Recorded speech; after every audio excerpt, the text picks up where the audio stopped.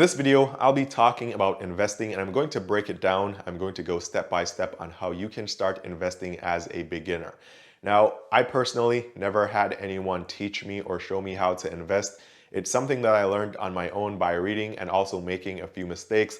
So I think that anyone can invest because it's not the hardest thing to do. So if you follow the steps in this video, you should definitely be able to pull this off, even if you're a beginner and you know nothing about investing right now. Now, one of the first things I want to cover in this video is why people invest in the first place. Because if you ask the average person on the street right now if they invest, they'll probably tell you that no, they don't invest.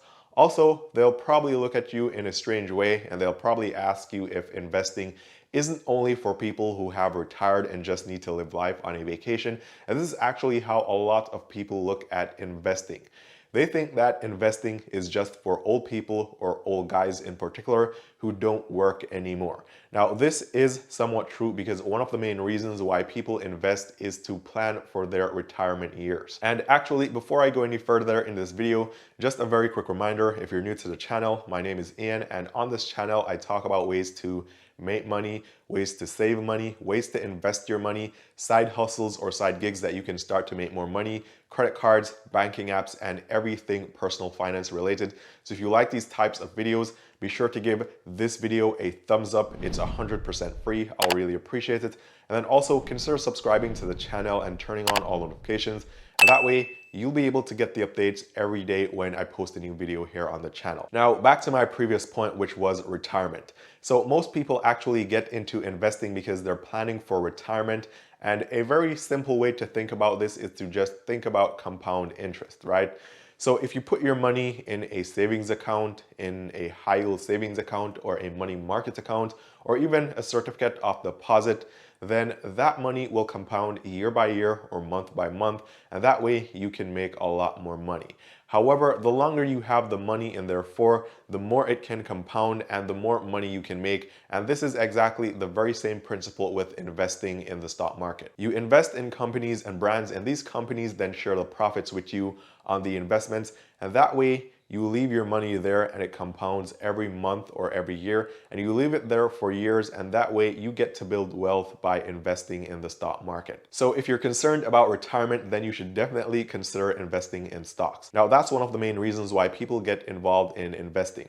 Now, with that said, there are several different investment strategies, and how you make money from your investments really depends on what strategies you use to invest. So for example, you have the dividend investing strategy where you invest in companies that pay dividends. And that way, even though your money is growing because the companies are profitable year after year and the stock price increases year after year, those companies will still pay you dividend payments every month or every quarter or 2 times per year or even once per year. This way you build wealth for retirement, and you also get cashing out from the dividends that these companies pay you. And this can be monthly, quarterly, or yearly depending on the company. So that's one investment strategy. Another one could be where you invest in index funds or ETFs, which have an average yield of at least 10% per year or even less. And then once you invest enough money and that money starts compounding, you get to your retirement years, you can then pull 4 or 5 or even 6% of that money every single year. And because that money is compounding and growing by approximately 10% per year, you can pay taxes and you would have a never-ending supply of money.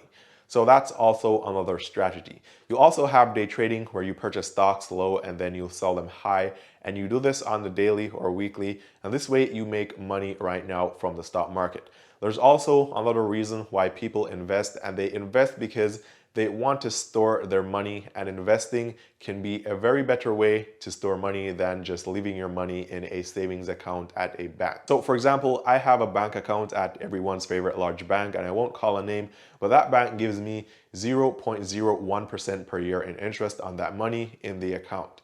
But if I invest the same amount of money in an ETF, usually I'll get at least 10% in returns on that money per year.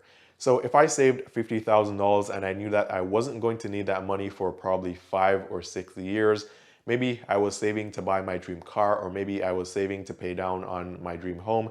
Instead of just keeping that money in a savings account, I could invest that money into the stock market, and that way that money would compound and grow by a lot more than if I were just to leave it at a savings account at the bank. So if I left it in my checking account, that money would do nothing. Now, speaking of money doing nothing, there's also the issue of inflation. I'm getting to the steps that you need to take as a beginner to invest, but I just want to make these initial points before I go there.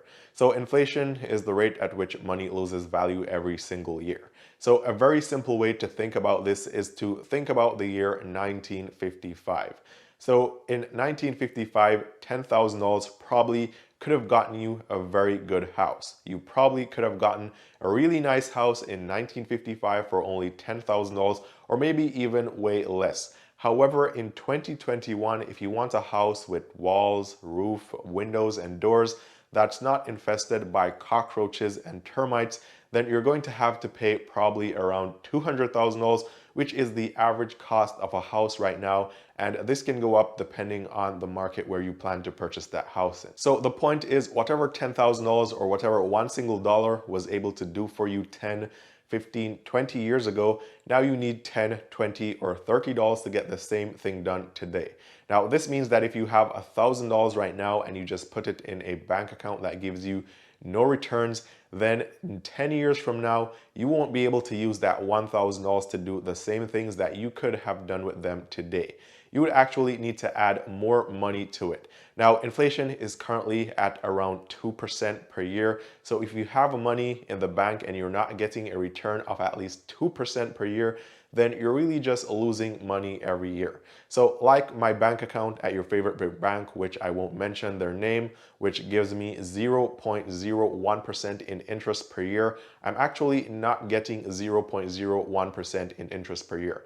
I'm actually losing 1.99% in interest every year on my money, or my money is losing value at that rate every year because inflation is at 2%. So this is another reason why people invest, or people try to get involved in investing. It fights inflation, and it's a better store of value than just saving your money. This now brings us to how you should invest in the stock market. So as a beginner getting into the stock market, you can actually have, or you have a lot of options. You can invest into individual stocks, you can invest into index funds, you can invest into ETFs or exchange traded funds, real estate investment trust or REITs, and also mutual funds. And if you watch Dave Ramsey, who is very popular, or listen to him a lot, then you'll hear him talk about mutual funds all the time. So if you invest into individual stocks, this means that you're purchasing in one company, or you're purchasing into a small part of one company. So for example, if you purchase one stock or one share of Tesla, then you have a small percentage in Tesla. If you purchase in Facebook, then you have a small share in Facebook. However, for all the other options that I just mentioned, which were ETFs, index funds, mutual funds, these are actually pre-made groups already created where you can invest into one particular ETF or one particular fund, and that one particular fund has multiple stocks inside. So if you're wondering why would anyone purchase one of these funds and why wouldn't they just purchase the stocks that they like instead, the reason for doing this is that they can diversify and it lowers the risk. So a simple way to think about this is to think about one stock. Let's say you purchased a stock in Facebook. If the stock price goes down or something bad happens with that company, then you can lose some money. However, if you purchased an ETF or index fund or one of the other funds that I just mentioned, then you would have hundreds of stocks covered in one fund. So if one of these stocks went down in value, or even if 10, 15, 20 or more of these stocks went down in value, then you'd still have hundreds of other stocks in that fund performing really well. So the chance of all the stocks going down in value would be much lower and less riskier than you just having one stock or being invested in one stock. So this is the main reason why people choose to invest in mutual funds or ETFs, index funds, and REITs. Now, I just mentioned all the funds and REITs are actually, well, they're similar, but they are for real estate. So for example, FedEx and UPS have stores all over the US, and these stores actually either they rent or lease the commercial space. So you can invest in a REIT which has several companies that either own or invest in these commercial properties that offer spaces for these other companies like UPS or FedEx or some other company. Some REITs invest in commercial properties, and then you have others that invest in like residential condos and apartments, some that invest in only healthcare properties. And that way you can invest in a niche market that you're interested in, or a REIT that has real estate in that particular sector that you like or that you want to invest in. And again, this lowers the risk than you just going out and individually purchasing real estate. Now, I'm just giving you guys some information, and this is actually going to help you if you're a beginner to investing, so you can know about the different types of investments. You will know the difference between individual stocks and funds. You'll also know about the different types of investment strategies, so you can now choose which one you'd more likely want to get into. Now, this is the point where you may be asking, Ian, what should I invest in, or how I know which investment method or strategy to take? And that really depends on you. So for example, if you're a really emotional person, or you know that sometimes you can't really control your spending or how you use your money, then you probably want to take less risk, because that way you don't see your portfolio go down by 10% and you just completely lose it and sell everything, because if you do that, then you're definitely going to lose a lot of money or all your money in the stock market. So in that case, then probably some funds would be better for you, because that way you are exposed to less risk. However, if you're more of a logical person, or you're more of a detailed person, especially when it comes on to your budget and your finances, and you're very good with your money, then maybe taking some more risk wouldn't hurt. And even if your investments go down, you won't be emotional about it, and you won't sell your investments at a loss at the wrong time. So think about that, and that will help you to know what you should be investing in. Now, initially in this video, I talked about investing for retirement, and then I also mentioned dividend investing. And so the next thing that I want you to think about, or that you want to ask yourself as a new beginner to investing, is what type of investor do I want to be? Do you want to be a passive investor or an active investor? And this is like passive and active income, because you can get both from investing. Now, active investing would require that you buy low, you sell high, and you make a lot of money by doing this. This takes a lot of time, because now you're going to have to do a lot of extensive research on any stock that you plan to invest in, so that you can have an idea of when you're purchasing in at the right price to buy low and sell high.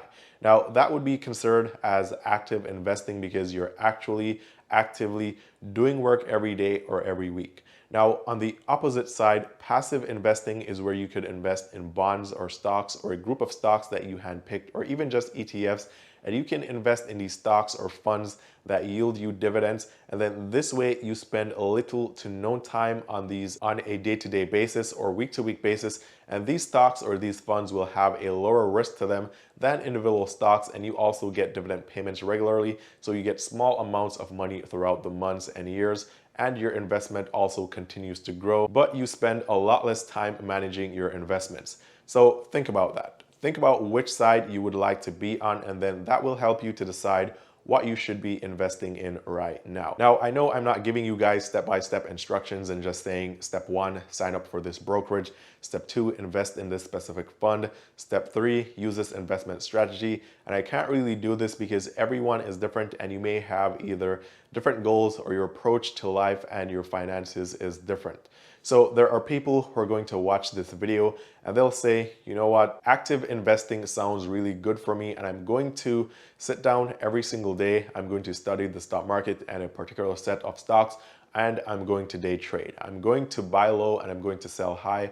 I'm going to make thousands of dollars every single week. And then you have another set of people who are going to watch, and they're going to think that that's too risky. They don't want to spend so much time doing that. So instead, they're going to do passive investing, where they can invest in the ETFs and stocks that pay dividends. And that way they'll put more money in, and the money compounds over the years, and also they keep collecting dividend payments every single month. So just take the information from this video, apply it to yourself, and then you can decide what to invest in and how to actually invest as a beginner.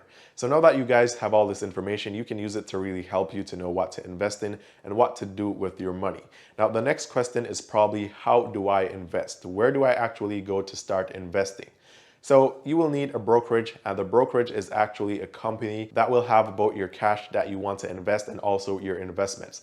So brokerages would be like Robinhood, for example, which is very popular amongst millennials, probably the most popular investment app right now. And then you have others such as WEBULL, which I talk about a lot. And there's a link below to WEBULL in the description if you want to sign up for WEBULL. There's also M1 Finance that I use, link down below as well. And then you also have other traditional brokerages like TD Ameritrade. Chase also has a brokerage which I think is now commission free. Comment below and let me know if you know about that. There are also many other brokerages that you can use. Now, you have a lot of options here, and I would recommend that you choose a brokerage that doesn't charge you any fees, because in the year 2021, there are a lot of brokerages that don't charge any fees, and that's why I use M1 Finance and WEBULL. I haven't used Chase, but I think they are now commission free and free to use. So comment below if you know about that one. So whichever option you choose to go with, just be sure that you use a brokerage that charges no commissions or zero commissions, because there are so many now and there's no reason to pay commissions. And by the way, commissions are just fees that you would be charged whenever you purchase or sell a stock or fund. Now, the second thing that you should consider here is convenience, or a convenience that is actually being able to deposit money in your brokerage account automatically. So for example, with M1 Finance, I set up an automatic recurring deposit. And so every single week or every month, money is pulled from my bank account and sent to my investment brokerage. In M1 Finance, I also have another limit set where money is automatically added or invested in my investment portfolio once it reaches a certain amount.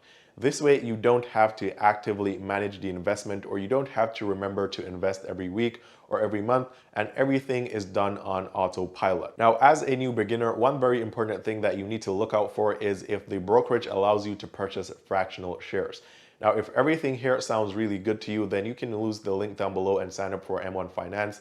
And you can also get $30 in free money to go towards your investments just for signing up using the link and depositing $100 in your investment account, because M1 Finance has all the features that I'm talking about right now.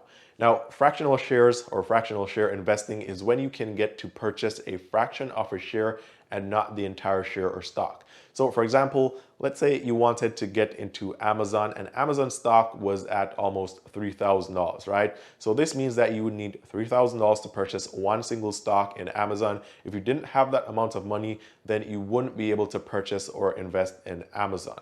However, if you use M1 Finance or WEBULL or any brokerage that allows fractional share investing, you can go in with $10, $100, and what you'll do is you'll purchase a fraction of the share that is equal to the value of the amount of money that you're able to invest. And that way, if you want to get into investing into Amazon, for example, and the stock price is $3,000 and you can't really afford to invest all that money right now, you can invest $100 every week, or whatever amount of money that you have every week, and you can keep investing into fractional shares, and you'll get a fraction of the share until you get to having one complete share of Amazon. So as a beginner to investing, fractional shares is very important, and whatever brokerage you go with, unless you have thousands or hundreds of thousands of dollars to invest right off the rip, then you definitely want a brokerage that allows you to do fractional share investing. Now, you're watching this video and you're thinking about investing, and everything here sounds good, but you may also be wondering, what about losing money in the stock market? You probably hear about people losing money in the stock market. Your coworker is probably going to tell you that you should not invest in stocks because they invested $10,000 last year and they lost all that money in the stock market. And yes, there is a risk. You can lose money in the stock market, but if you consider all the things that I just mentioned in this video and you apply them, then this will help you to actually avoid losing money in the stock market and actually help you make money in the stock market. Also, there's no guarantees to know when the stock market is going to go down or go up, and these are known as bull markets when it's going up and bear markets when it's going down.